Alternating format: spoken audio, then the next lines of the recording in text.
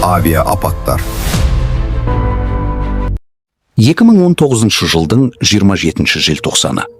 Қазақстандық БКР әуе компаниясына тиесілі Фоккер 100 ұшағы әуеге көтерілер сәтте апатқа ұшырады.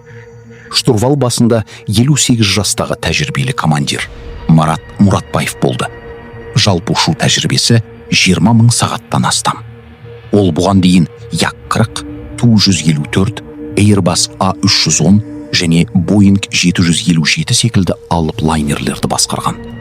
Ал Фоккер 100 ұшағында командир ретінде шамамен 4000 сағат ұшқан. Екінші пилот Миржан Молдақұлов. Ол да өте тәжірибелі ұшқыш еді. Жалпы ұшу тәжірибесі 11 000 сағат. Фоккер бортында 5 жыл жұмыс істеген. Сонымен қатар Ан-2 мен Л-410 ұшақтарында меңгерген. Қазақстанның ең ірі екі қаласы Алматы мен Астана арасындағы рейстерді елдегі барлық әуе компаниялары орындап жүрді. Бір бағыттағы ұшу уақыты 2 сағатқа да жетпейтін. Ал БКР-дің таңғы рейсі көп адам үшін өте ыңғайлы еді. Жолаушылар Астанаға жұмыс күні басталмай тұрып жетіп, шаруаларын бітіріп, кешке қайта орала алатын. Ең бастысы, билет бағасы бәсекелестерден кейде 2 есе арзан болды. Сервиске қатысты көптеген шағымдарға қарамастан, дәл осы таңғы рейске сұраныс өте жоғары еді. Оқиға реконструкциясы. 2019 жылдың 27 желтоқсаны. Алматы әуежайы. Жолаушылар мінгеннен кейін 3 минут өткен соң Фоккер 100 ұшағына мұзға қарсы өңдеу жүргізіледі. 1 минутқа жетпейтін уақыт ішінде ұшақтың тек құйрық бөлігі арнайы сұйықтықпен өңделді. Командир ұшақты ұшу жолағымен жүргізе бастайды. Сағатына 276 шақырым жылдамдықпен лайнер жерден көтеріледі. Бірақ дәл сол сәтте ұшақ сол жаққа қисая бастайды. Кенеттен штурвал дірілдейді. Бұл қауіпті режим туралы автоматты ескерту еді. Алайда командир қозғалтқыштан шыққан газ температурасының көтерілуін байқамай қалады. Ал бұл қанаттағы ауа ағынының бұзыла бастағанының белгісі болады. Ол сол жақ қисаюды түзегенімен 2 секундтан кейін ұшақ қатты оң жаққа ауып кетеді. Фоккер биіктік ала алмайды. Артынша қайтадан сол жаққа құлай бастайды. Мұрны тым жоғары көтерілген ұшақ қанаты мен бетон жолақты сырып өтіп, қайта жерге соғылады. Лайнер жолақтан шығып кетіп, қар басқан жермен сырғанап кетеді. Жол бойындағы шамдарды қиратады. Экипаж үлкен қиындықпен ұшақты қайтадан ұшу жолағына шығарады. Командир ұшуды тоқтатпақ болып, қозғалтқыш қуатын азайтады. Бірақ бірнеше секундтан кейін қайтадан газ беріп, ұшуды жалғастыруға шешім қабылдайды. Жылдамдық өсіп жатты. Бірақ ұшақ көкке көтерілудің орнына құйрығымен қайта-қайта жолаққа соғылып жатты. Шасси жиналмай қалады. Ұшақ негізгі дөңгелектермен жүйткіп бара жатты. Шынында да шассилер жабылмай қалған еді. Ұшу жолағының соңына дейін небары 500 метр қалған кезде ғана лайнер жерден үзіледі. Бірақ бұл жолы да ұшақ мұрнын шамадан тыс көтеріп жібереді. Биіктігі бар болғаны 5 метрге жетеді. Автоматика тағы да штурвалды дірілдетіп, апатты режим туралы ескертеді. Екінші пилот шассиді жинайды. Алайда шабуыл бұрышының шамадан тыс жоғары болуынан қозғалтқыш тарту күші төмендей бастайды. Келесі сәтте ұшақ басқарудан айырылып, құлдилайды. Құйрығымен соғылған лайнер қайтадан жолаққа құлап түседі. Сағатына 265 шақырым жылдамдықпен жерге сырғып кетеді. Ұшақ қар басқан алаңмен үш жағымен сүйретіліп бара жатты. Бұл жағдайда реверс қолдану мүмкін емес еді. Тек 4 секундтан кейін ғана экипаж қозғалтқыш қуатын толық азайтады. Лайнер оң жаққа бұрылып, аэродром шамдарын қағып болады. Сағатына 185 шақырым жылдамдықпен әуежай қоршауын бұзып өтіп, 2 қабатты үйге соғылады. 12 минуттан кейін құтқарушылар ұшақты ұшу жолағының маңынан қираған 2 қабатты үйдің арасынан табады. Бірінші құтқару жасағынан кейін екіншісі келеді. Артынша 3-ші, 4-ші, 5-ші топ жетеді. Жараланғандарды эвакуациялау басталады. Жарты сағаттан кейін тірі қалғандардың барлығы құтқарылып болды. Алайда бұл апат 12 адамның өмірін алып кетті. Бір қарағанда апатқа ешқандай себеп жоқ сияқты көрінді. Қозғалтқыштар ма? Жоқ, олар толықтай жарамды болған. Ұшақтың салмағы ма? Жоқ, ұшу салмағы рұқсат етілген 46 тоннаның орнына небәрі 40 тонна болған. Тіпті центрировкада қалыпты шекте болған. Қатты жел ме?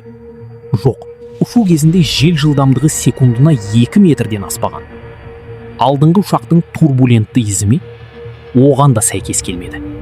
Өйткені экипаж өздерінен бұрын ұшқан Airbus A321 ұшағынан кейін 1 минуттан астам күткен.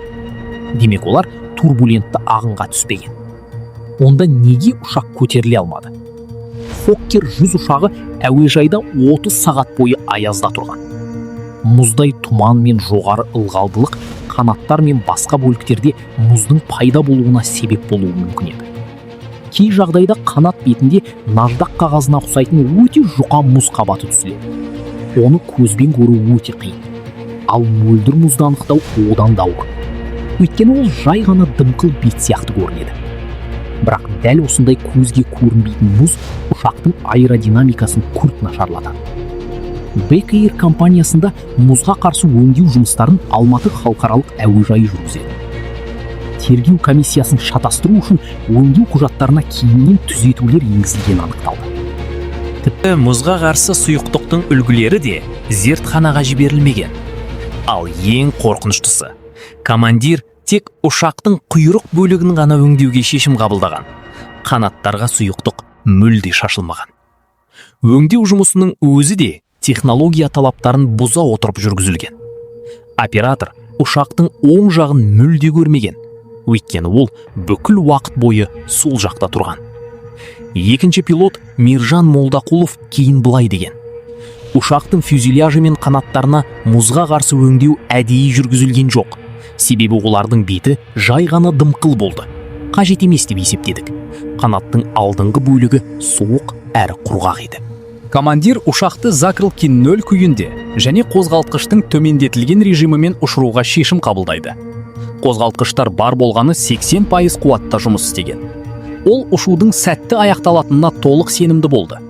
Бірақ дәл осындай жағдайда, яғни жердегі мұздану қаупі бар кезде, закрылки 0-мен ұшуға қатаң тыйым салынған еді. Ұшу кезінде командир қозғалтқыштан шыққан газ температурасының көтерілуін байқамай қалды. Ал бұл қанаттағы ауа ағынының бұзылғанының негізгі белгісі болатын.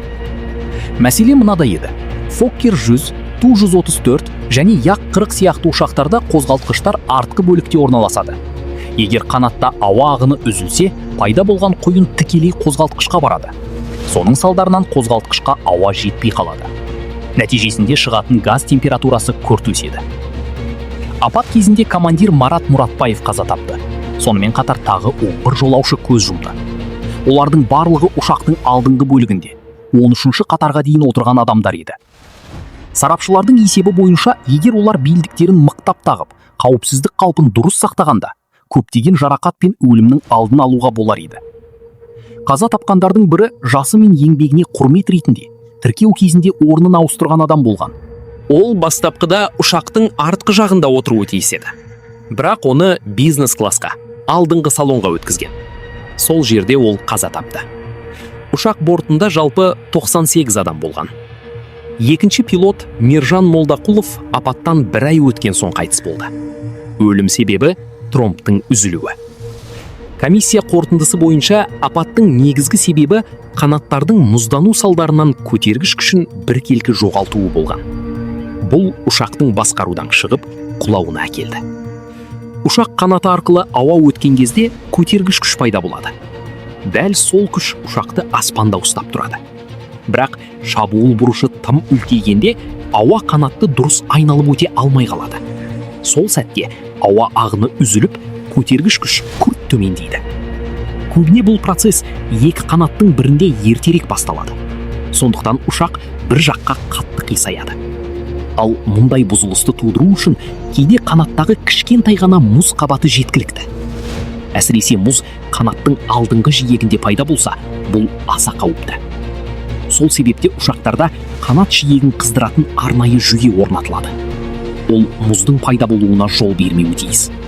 Бірақ бұл жүйе жердегі мұзға қарсы өңдеудің орнын ешқашан алмастыра алмайды. Фоккер 100 ұшағында шабуыл бұрышының шекті деңгейі 15 градус. Дәл осы бұрышта қанаттағы ауа ағыны үзіліп, көтергіш күш жоғала бастайды. Ал егер қанатта мұз болса, бұл процесс әлде қайда ертерек басталады. Тергеу барысында қанаттың алдыңғы жиегін қыздыру жүйесі бұл ұшақта бұрыннан ақаумен жұмыс істегені анықталды. Кейде ол мүлде қосылмай қалатын. Сол күні де жүйе іске қосылмаған. Бірақ бұл туралы ескерту сигналы стабилизаторды тексеру сигналымен жабылып қалған. Фоккер 100 ұшағының қанаты ерекше аэродинамикалық пішінде жасалған. Бұл отынды үнемдеуге және ұшу тиімділігін арттыруға көмектеседі. Алайда мұндай қанаттар кез келген ластануға өте сезімтал болады. Қар, қырау, мұз, тіпті көзге байқалмайтын жұқа қабаттың өзі көтергіш күштің күрт жоғалуына әкелуі мүмкін. Сонымен қатар ауа кедергісі де бірнеше есе артады. Сондықтан мұндай ұшақтар үшін таза қанат ережесі аса маңызды. Шын мәнінде бұл барлық ұшаққа қатысты қағида. Айта кету керек, дәл осындай жағдайлар бұған дейін де болған. Фоккер 100 ұшақтары бірнеше рет әуеге көтерілгеннен кейін бірден басқарудан айырылған. Ұшақ қатты бір жаққа қисайып, кейін құлаған. Барлығының сценарийі өте ұқсас еді. Қанат көтергіш күшін жоғалтқан. Ең қорқыныштысы, кей жағдайда ұшақ ескерту жүйесі іске қосылғанға дейін-ақ құлдилай бастаған. Соңғы 25 жыл ішінде дәл осы модельдегі ұшақтар мұздану себебінен 3 рет апатқа ұшырады. Македония, Франция, Иран. Барлық жағдайда негізгі себеп мұзға қарсы өңдеудің дұрыс жүргізілмеуі болған. Бекейр апатынан кейінгі 2 жыл ішінде Алматы әуежайында көптеген заң бұзушылық анықталды. Ұшақтарды мұзға қарсы өңдеу талаптары жиі сақталмаған. Кейде қажетті сұйықтық мөлшері қолданылмаған.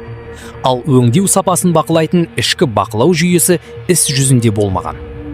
40 оператордың тек 7-еуінде ғана нақты тәжірибе болған. Сарапшылар тағы бір маңызды мәселені айтты. Мұндай жағдайда әрекет етуге арналған тренажерлық дайындық тиімсіз болған. Ұшқыштар шынайы жағдайда ұшақтың сваливание режиміне өткенін бірден түсіне алмаған. Ең бастысы, олар ұшақты қалыпты режимге қайтара алмады. Бек-эйр әуе компаниясы 1999 жылы құрылған. Бір кездері ол Қазақстандағы ішкі жолаушы тасымалы бойынша 2-ші орында тұрған. Алайда 2020 жылдың 17 сәуірінде апаттан 3 ай өткен соң Қазақстанның авиациялық әкімшілігі компания лицензиясын қайтарып алды. Себеп ретінде көптеген заң бұзушылықтар, болған апат және коронавирус кезіндегі жағдай аталды. Осылайша Бек-эйр тарихы бір жолы аяқталды. Міне, осы апат бір ғана қателіктің емес, бүтін бір жүйенің салғырттығының салдары болды. Бір ғана шешім, қанатты өңдемеу, бір ғана сенім. Ештеңе болмайды. Бірақ авиацияда қателік кешірілмейді.